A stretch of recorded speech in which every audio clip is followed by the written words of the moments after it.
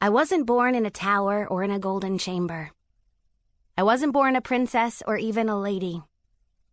But I was born in a castle built by dragons. Not that you would think so to look at it. Perched on the side of a mountain, the castle blazed like a diamond in the sun. Majestic, but ordinary as castles go. You wouldn't suspect that it had anything to do with dragons or magic.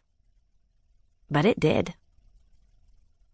My mother was an underchopper, working beside the underslicer in the castle kitchens when she had me. My father was a sailor who'd been lost at sea. My grief-stricken mother spent her days chopping vegetables and sobbing. The day I was born, she kissed me goodbye, curled up her toes, and died. The underslicer, Jane, plucked me from my departed mother's side. She squinted nearsightedly at my wrinkled red face. "What a darling dimple!" she exclaimed. I'm told I screamed at this pronouncement, but it did me no good. The name stuck. Everyone from the head steward down to the stable boys called me Darling Dimple. Never mind that I didn't have a dimple. Nor was I particularly darling. My hair flew around like the white fluff of a dandelion. My skin was pasty, my nose stubby. My eyes were the color of water, which is to say, they had no color whatsoever. Some folks said they were gray, some blue, some green. Roger, the second stable boy, said they were yellow, but he didn't know anything. For all her nearsightedness, Jane taught me to read, write, count, and wield a whetstone. She had a soft spot for me the size of a plum pie. When I was small, I followed her around the kitchens. I'd hold a corner of her apron in one fist and a wooden spoon in the other, just in case one of the cooks had a sudden need for a taster. As I grew older, I helped her, fetching vegetables from the bins, keeping count.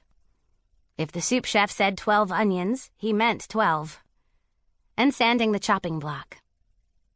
At the end of the day, when every knife was sharpened, Jane took me upstairs to sit at the paws of one of the great bronze lions guarding the lower gardens. We gazed at the stars with the other underservants, dreaming of far away until it was time for bed. We slept in a room tucked under the kitchens where the air carried a hint of cinnamon and spice. But all that changed. When I was 10, and Jane's eyesight had dwindled to the near end of her nose, she accidentally cut off the tip of her finger. The head cook retired Jane from his service. The head steward gave her a new position with the pickers, who gathered flowers from the gardens and arranged them in great bouquets for the princesses' tables. Jane was happy in the flower-scented sunshine, but I was too old to follow Jane around the gardens. The head steward called me to his office. I stood quaking before his broad, polished desk. He sat ramrod straight, drumming his desk with a pencil, his crimson uniform dripping with cords and tassels. "Well, well," he rumbled. "What shall we do with you?" Dark eyes studied me from under bushy eyebrows. I gulped. I couldn't very well say that I wanted to do something big, something important, something grand. A grand job would be exciting, an adventure. 10-year-olds weren't offered grand jobs. "Yes? Speak up!" His pencil beat the polished wood. I caught my reflection in the surface. Some poor underduster spent hours slaving away with a rag and lemon oil to produce that sheen. I rubbed my elbow in sympathetic pain. I did not want to be an underduster, or an upperduster, for that matter. Dust was dust, wherever it might be.